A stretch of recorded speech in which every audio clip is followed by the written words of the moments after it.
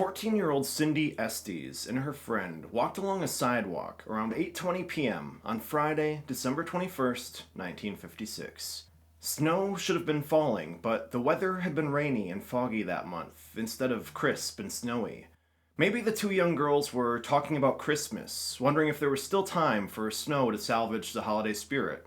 Or perhaps their conversation had turned uneasily to the shootings that had rattled the area just days earlier. On December 15th, someone had fired bullets into nearby homes, one grazing the cheek of the startled homeowner. It was the kind of violence that lingers in the back of your mind, even when you try to forget it.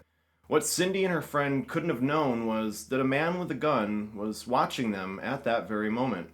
A single blast shattered the quiet. Cindy felt a sudden and violent impact in her back as the bullet struck.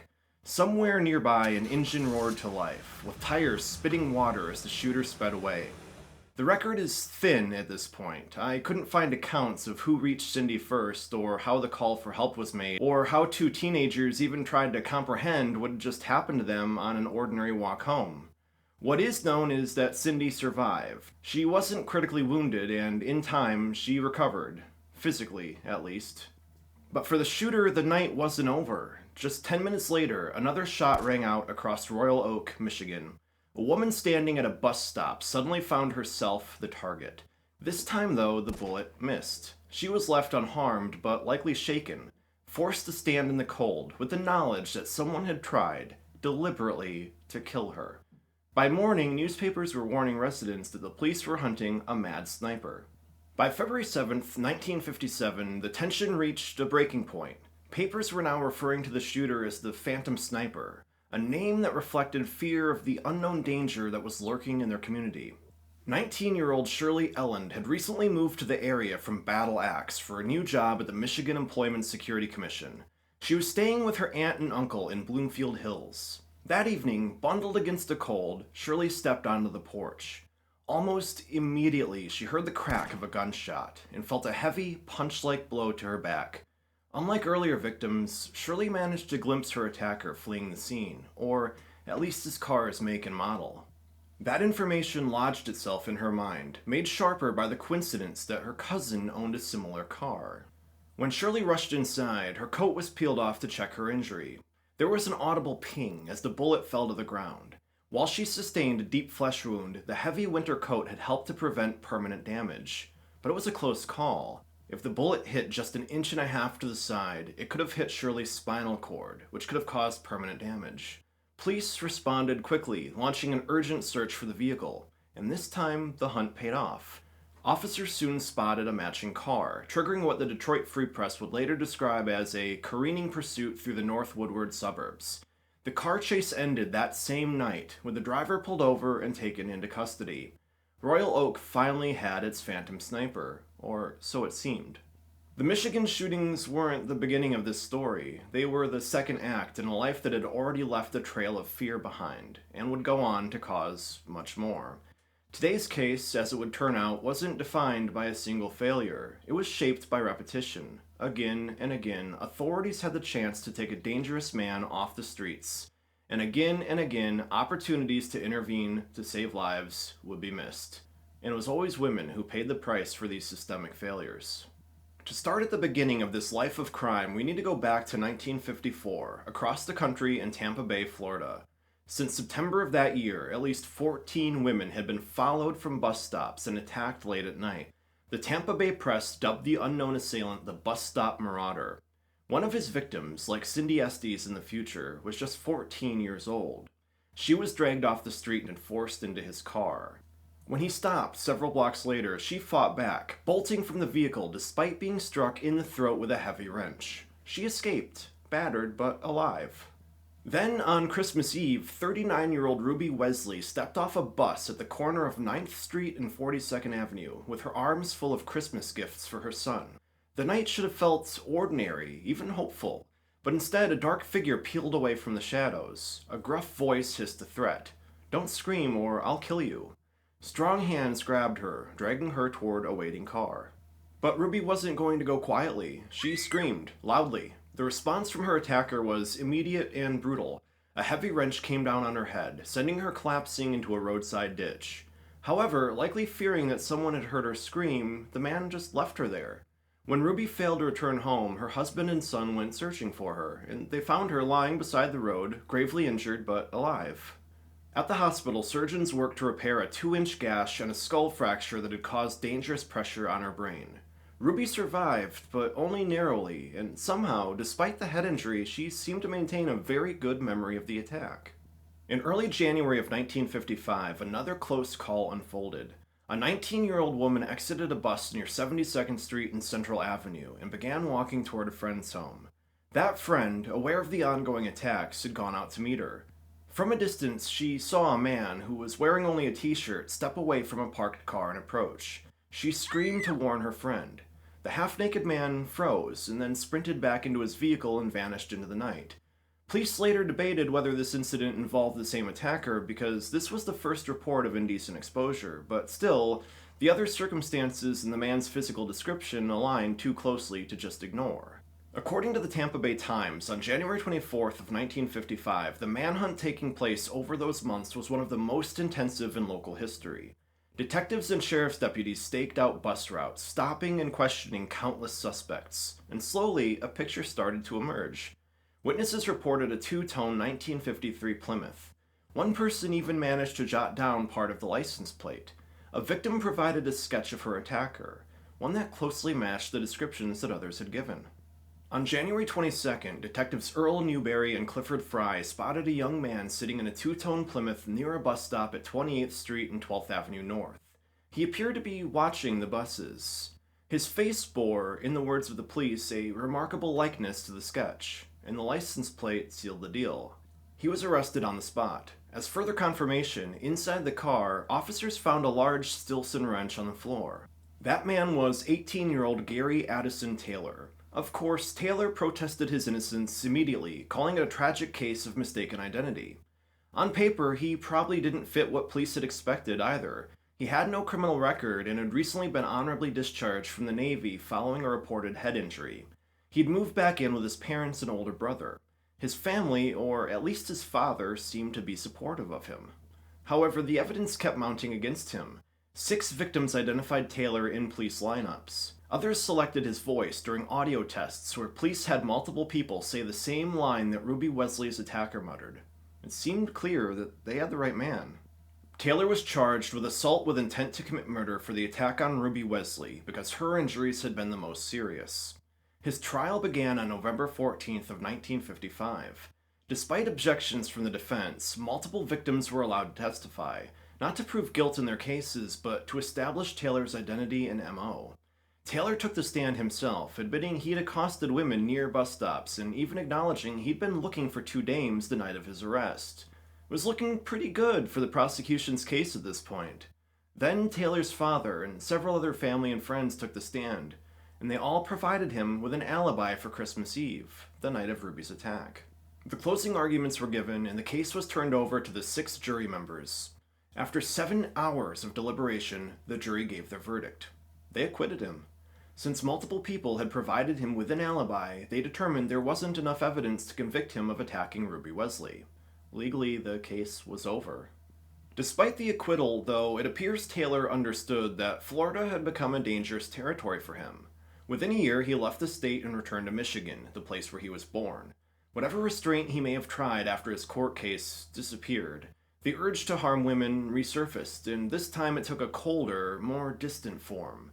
Maybe it was the news coverage of the early December shootings that gave him both an idea and a sense of permission. No more following women off buses, no more close-range beatings with a wrench. Taylor armed himself with a long-range weapon, and in doing so transformed himself into what the press would soon call the Phantom Sniper of Royal Oak. That identity was confirmed in 1957 when police arrested Gary Addison Taylor for the Royal Oak shootings, and surprisingly, he outright confessed. On the first night of questioning, Taylor calmly admitted responsibility for 10 of the 16 shootings reported in the area.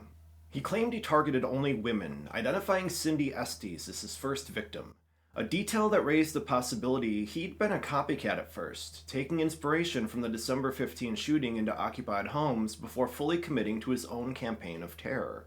As he spoke, Taylor traced his violent urges back to childhood, through his time in the Navy and into Florida, admitting to beating a woman with a wrench while in the service, and another after his return to civilian life, almost certainly Ruby Wesley.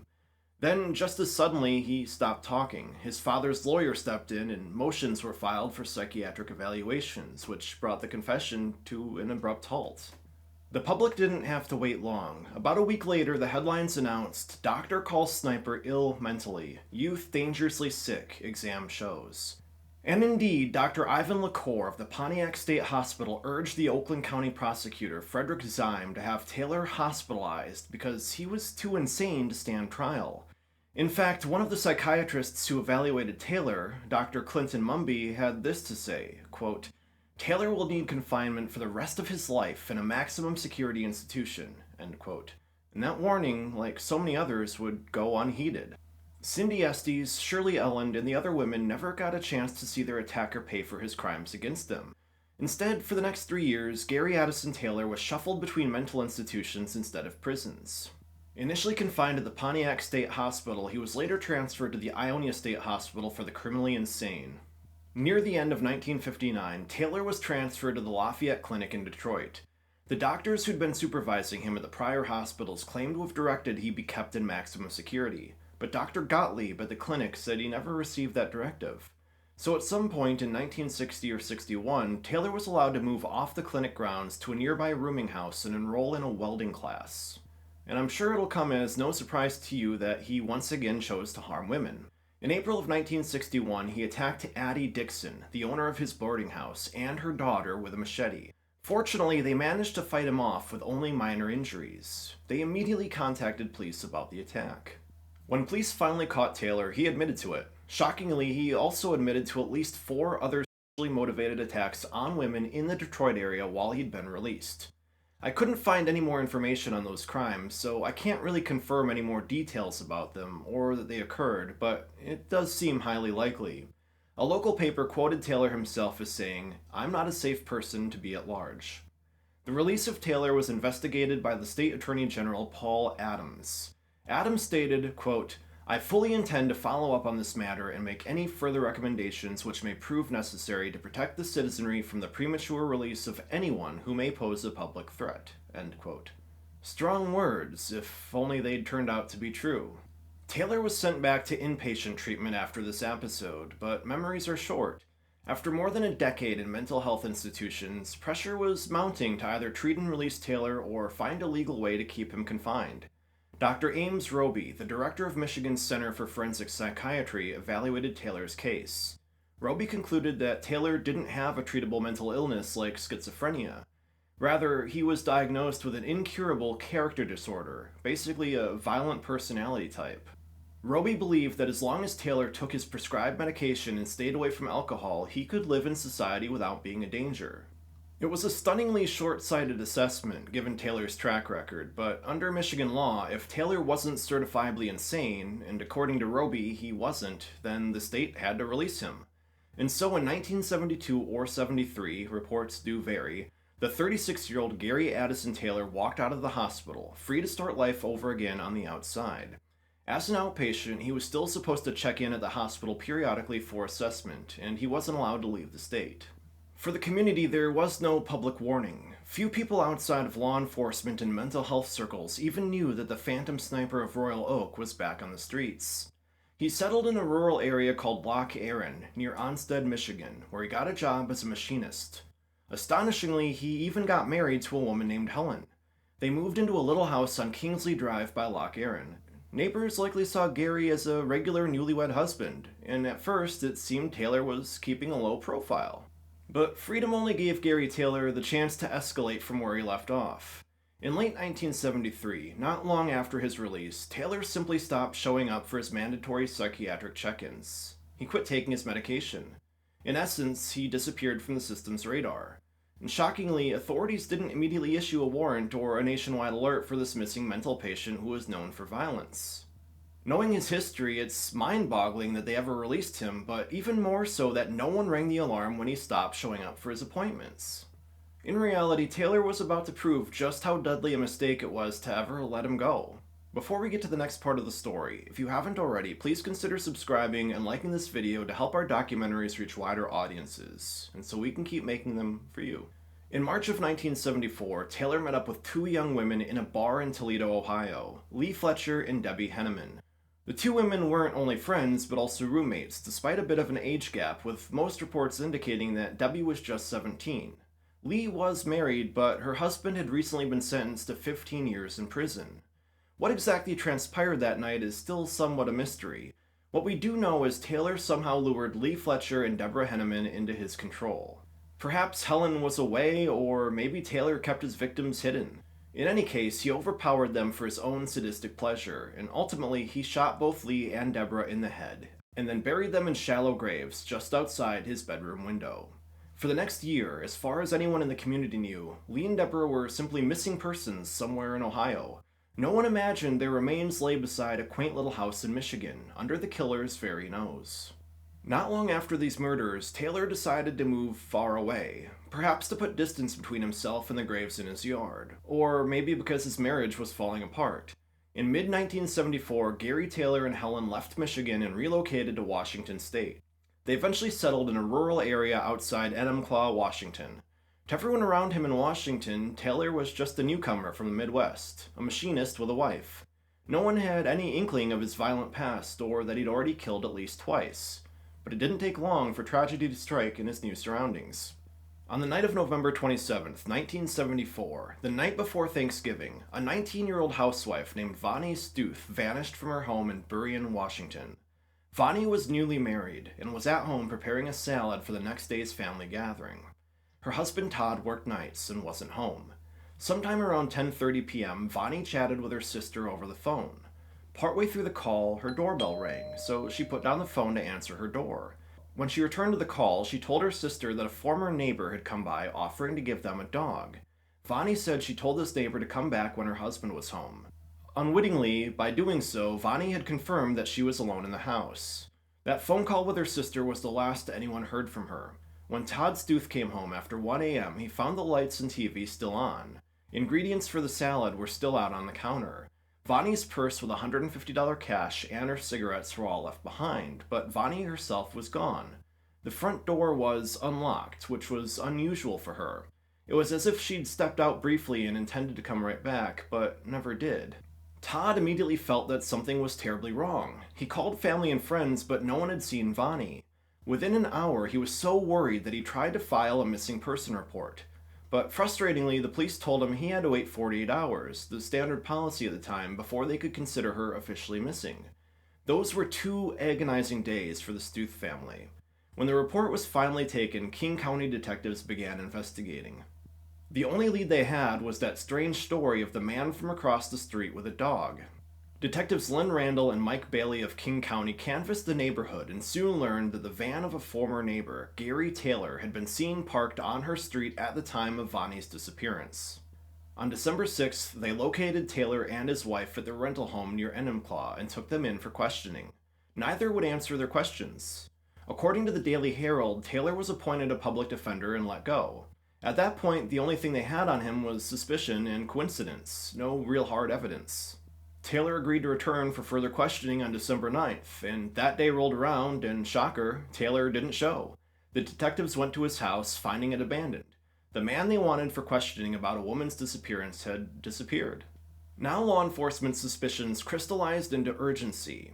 They began to dig into Taylor's background, learning to their horror that he was an escaped mental patient from Michigan.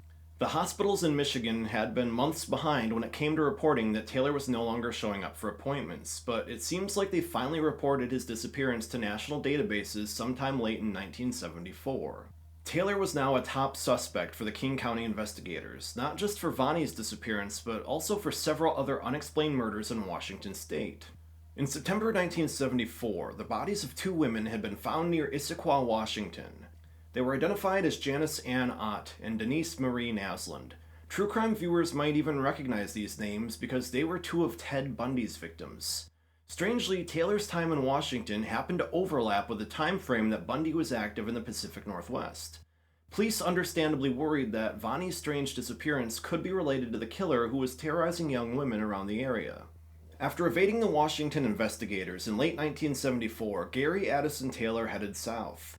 He turned up next in Houston, Texas by early 1975. By now, he was without Helen. She finally left him. According to later interviews with her, Taylor had confessed to her in April of 1974 that he had committed 4 murders in Michigan and buried them outside of their home. She claimed that she didn't believe him at the time because he was drunk. I suspect that Vonnie's disappearance might have frightened her enough that she finally believed him and feared for her own life and left. In Houston, Taylor tried to blend in as a newcomer once again, but his violent compulsions quickly made that impossible. He soon became a suspect in a series of brutal assaults in the Houston area. In one case, he attacked and brutally harmed a 16-year-old girl who was pregnant in a hotel room. Fortunately, the girl was able to make her escape when Taylor fell asleep and called the police. While the police didn't manage to catch him at the hotel, they did get his name. He had registered as Sarge Taylor and put down his real license plate number. That meant that a quick search on the plate gave police all they needed to locate him. Unfortunately, they weren't fast enough to prevent yet another murder. On Wednesday, May 14th, Susan Jackson, a waitress and a go-go dancer, left her job at Three Thieves Club. Sadly, that was the last anybody would ever see her alive. Her remains were found the following Sunday in the 900 block of the Bammel-Westfield Loop. She'd been strangled to death. The same day Susan's body was found, May 20th, 1975, Houston police finally caught Taylor on his way home from work. He was arrested on 5 charges relating to the assaults. At the time, Houston investigators had no idea they just caught a cross-country killer. However, news of Taylor's arrest made the papers. And one crucial person took notice, his ex-wife Helen. Living in California, Helen, who no longer feared for her own safety, contacted police about the 4 bodies that were potentially outside of their Michigan home. With Helen's information and their suspect in custody, Houston police began to press Gary Taylor for answers. As with his arrest years before in Detroit, he was oddly talkative. He started confessing to multiple murders across different states. It was as if the dam broke and all the secrets came pouring out of it. He admitted to killing 4 women, Lee Fletcher and Deborah Henneman in Michigan, Vonnie Stuth in Washington, and Susan Jackson in Texas. He gave details and even signed a written confession. Authorities in Michigan and Washington were notified immediately. Just 2 days after Taylor's arrest, on May 22, 1975, police in Lenawee County, Michigan, converged on the little house by Loch Erin where Taylor had lived. Local sheriffs brought in crime lab techs to start digging up the yard.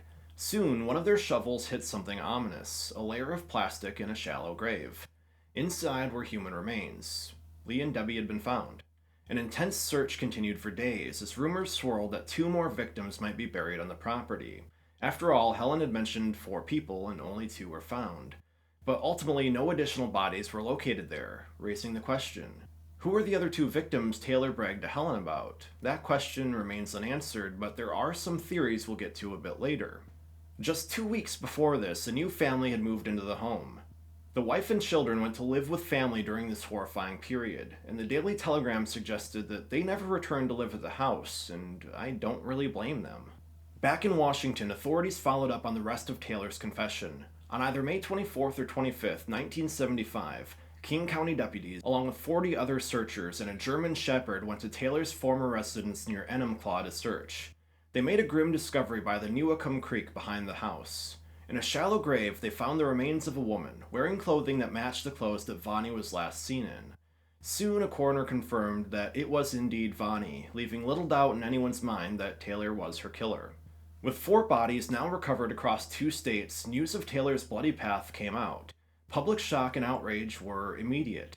Here was a man who'd essentially been on the loose despite a known history of violence, and within roughly a year of regaining his freedom, he'd murdered at least 4 people. As investigators dug into Taylor's past, they began to suspect him in many other unsolved cases from Michigan to California. At one point, police believed he could be responsible for as many as 20 murders nationwide. His picture was shown to people from Lake Sammamish State Park to see if he matched the suspected killer known only as Ted at the time. He didn't. Still, the suspicion lingered that Taylor had more victims that we may never know about, given his extensive traveling and the gaps in his timeline. When Taylor realized the weight of evidence against him, he changed his tune. By the time he had to face a judge in Texas, he'd retracted his confessions and claimed that Houston detectives had beaten him into confessing. These claims weren't taken seriously by law enforcement. However, the legal system had to tread carefully. Taylor's recanting meant that any prosecution based solely on those confessions could be challenged. In the end, it was Washington state that took on the task of prosecuting Gary Addison Taylor for murder. Texas had him in custody for the essays, and Michigan had the bodies of Lee and Deborah, but Washington's case for Vonnie Stuth's murder was deemed the strongest to ensure Taylor never walked free again. In 1976, Taylor was extradited to Washington to be charged with Vonnie's killing. Initially, prosecutors sought a first-degree murder conviction, which could have meant the death penalty. Washington had just reinstated capital punishment. Taylor's defense, however, angled for a plea deal, and given the murkiness around his confessions and potential procedural issues, the authorities agreed to a compromise to avoid lengthy trials in multiple states. In April 1978, Gary Addison Taylor pled guilty to second-degree murder for Vonnie Stuth's death. As part of the deal, Washington's parole board imposed a minimum sentence of 90 years, effectively a life sentence. In return, both Texas and Michigan agreed not to prosecute Taylor for the crimes in their jurisdictions. This meant that the murders of Lee Fletcher, Deborah Henneman, and Susan Jackson, as well as the various essays, would not go to separate trials. It sounded like Taylor was going to get off easy on those other crimes, but the reality was he would spend the rest of his life behind bars. In a way, the deal spared the victims' families the ordeal of multiple trials and ensured no jury would technically ever free him, but still, some felt it was far from perfect justice. He had taken 4 lives and terrorized many more. By my count, if we include everyone we know he attacked in Florida, Michigan, and Texas, his total victim count is at least 35. However, the terror he inflicted on communities is impossible to tally. The aftermath of Taylor's case reverberated beyond his sentencing. In Michigan, there was considerable outrage over how a man like Taylor was allowed to slip away. The fact that he'd been an escaped mental patient who wasn't even listed as missing until it was too late infuriated many people. Michigan's laws about holding the criminally insane came under scrutiny. Dr. Ames Roby, the psychiatrist who released Taylor in 1973, faced intense backlash. The state's Department of Health suspended and eventually fired Dr. Roby. Families of victims and communities galvanized to make changes. Vonnie Stuth's family, in their grief, turned to activism. Vonnie's widower, Todd, sued Dr. Roby for $2.5 million, holding him accountable for Taylor's escape and subsequent crimes. Additionally, Vonnie's mother, Lola Lindstad, along with a friend named Linda Barker, helped found one of the nation's first victim advocacy groups in 1975, the Family and Friends of Missing Persons and Violent Crime Victims, today known as Victim Support Services. This organization pushed for reforms in how missing persons cases were handled and how victims' families were treated by the system.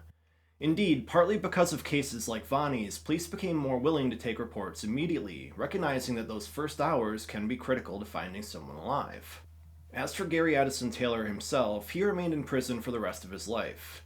I can't 100% confirm this, but several sources indicate he died in 2024 or 2025. While the world is better off without him, sadly, he did leave behind some unanswered questions. On October 1st, 1973, for instance, mother of 3, Sandra Horwath, disappeared from her Ann Arbor home after putting her daughters to bed. She was never seen again, and her body was never found. It's believed that Sandra was introduced to Gary Taylor through a work colleague, and Taylor himself admitted to knowing her. However, he went to his grave denying any knowledge of her death. The story of Gary Addison Taylor is as much about systemic failure as personal evil. At many points, there were chances to stop him. The psychiatrist who warned he might kill back in the 50s. The assaults during his release from the hospital in the 60s. Releasing him from mental hospitals yet again in the early 70s. And then the hospital's failure to report him missing. And also the 48-hour delay in taking a missing persons report in Washington. Each time, the ball was dropped in some way, and Taylor exploited it. For the victims, Lee, Debbie, Vonnie, Susan, and potentially others whose names we may never know, those failures were fatal. Laws have evolved since the 1970s. We now have better tools to track offenders and a greater understanding of personality disorders, but even today, the balance between individual rights and public safety isn't easy. How do we handle someone who's clearly dangerous but not legally able to be incarcerated? What systems can we put in place to ensure that people get adequate mental health care and oversight, not just for their own sakes, but for the safety of the community? Let me know your thoughts in the comments below. And if there's a case with ties to the Great Lakes region you'd like us to cover in a future video, add that below too. If you believe we've earned it, please consider liking, subscribing, and sharing this content with your friends. As a small channel, viewers like you truly make a massive difference in helping us get discovered. Thank you. I'll see you in the next video.